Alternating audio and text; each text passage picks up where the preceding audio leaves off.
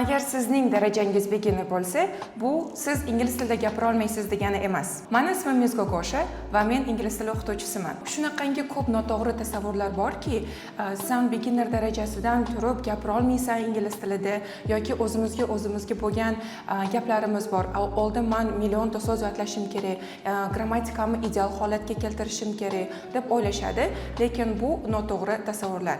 Va eng katta xatolardan biri shuki, ko'p o'quvchilar qo'rquv hissini his qilishadi ingliz tilida gapirishdan oldin.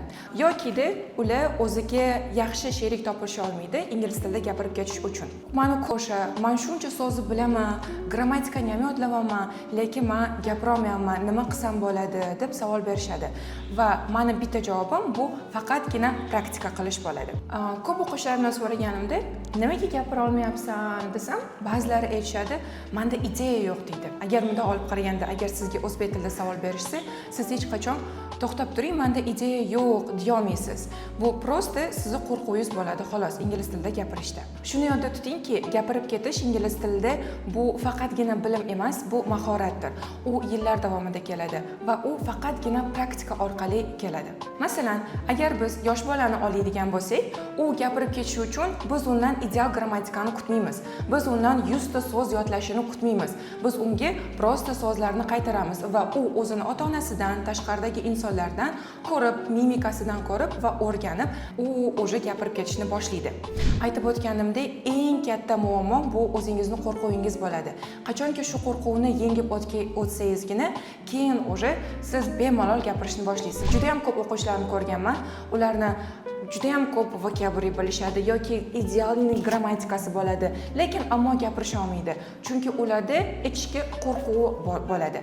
Va eng yaxshi решение bu qo'rquvni yengib o'tish uchun uyda o'zingiz ko'rgan narsalaringizni, oldingizdagi predmetlarni ingliz tilida tarjima qilishga harakat qilib ko'rasiz yoki o'zingizga o'zingiz mini vloglar tayyorlashni boshlaysiz.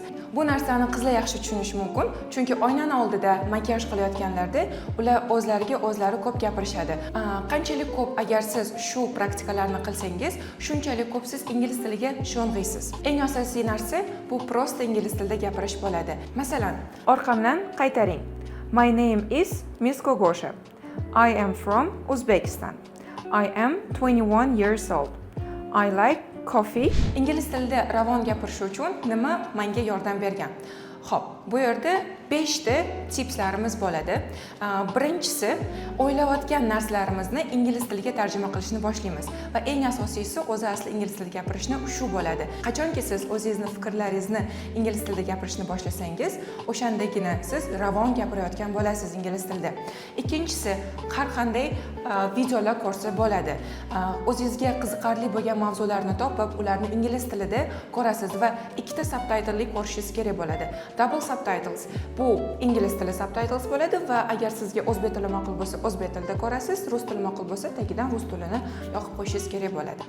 Uchinchisi, oddiy frazalarni, yengil, o'zingizga yoqadigan frazalarni ingliz tilida kun davomida qaytarib yurishingiz kerak bo'ladi. Masalan, easy peasy lemon squeezy. Bu degani вообще oson, eng osoni degani. Hozirgi rivojlangan dunyoda bizda ChatGPT bor. ChatGPTda shunaqangi funksiyasi borki, siz o'zingizning голосовойlaringizni yozasiz, tashiysiz va u sizga to'g'rilab beradi. Har kuni 15-20 minutdan ChatGPT bilan gaplashsa ham bo'ladi. Anchagina speaking balingizni oshirsangiz ham bo'ladi. Va beshinchisi, eng muhimi, bu bizda Telegramda yoki voice message-da o'zimizni ovozimizni yozishimiz kerak bo'ladi. Nimaga bu ishni qilamiz? Bu ish xatolarimizni topish uchun emas yoki zo'r qilish uchun emas speakingimizni, bu prosta o'zimizni ovozimizga o'rganish uchun bo'ladi.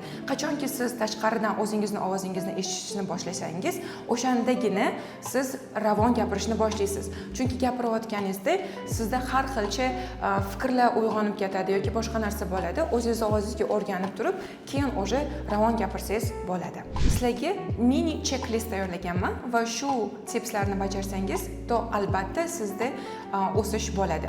Birinchi o'rinda kuniga 5 minutdan o'zingizga o'zingiz gapirishingiz kerak bo'ladi. Aytganimdek, fikrlaringizni ingliz tiliga tarjima qilsangiz bo'ladi yoki oldingizdagi predmetlarni ko'rganingizda ingliz tiliga tarjima qilishga harakat qilasiz.